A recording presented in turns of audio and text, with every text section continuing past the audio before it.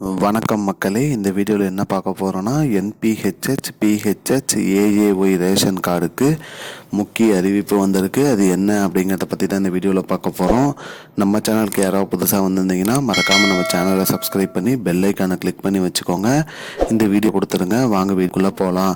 பொதுவாக பார்த்திங்கன்னா ration card குறித்து நிறைய அப்டேட் வந்துட்டுருக்கு. அந்த வகையில் ரேஷன் கடையிலேயே நமக்கு பொருட்கள் மலிவு விலையில் கொடுத்துட்டு வராங்க. கடந்த ஆண்டு செப்டம்பர் மாதம் மகளிர் உரிமை தொகை ஆரம்பித்ததுலேருந்து பார்த்தீங்கன்னா ஒரு வருடமாக புது ரேஷன் கார்டு யாருக்குமே கொடுக்கல. அந்த வகையில் பார்த்தீங்கன்னா புது ரேஷன் கார்டு எல்லாமே இந்த மாதம் வந்துடும் அப்படிங்கிறது மாதிரி அரசாங்க தரப்புலேருந்து சொல்லியிருக்காங்க.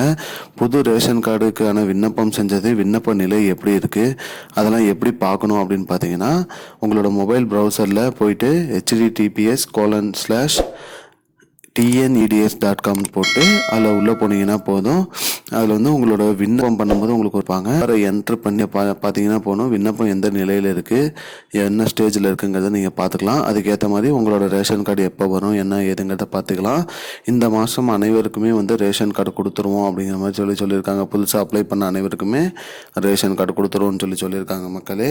அது மட்டும் இல்லாமல் புதுசாக ரேஷன் கார்டு வாங்கினாலும் அவங்களும் மகளிர் உரிமை தொகைக்கு விண்ணப்பிக்கலாம் அப்படின்னு சொல்லியிருக்காங்க.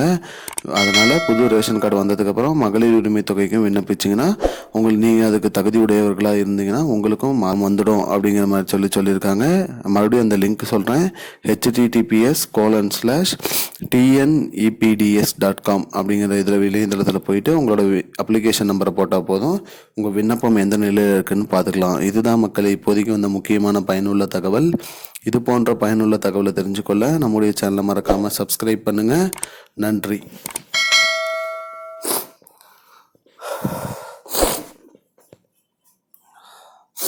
I don't understand your jokes, man.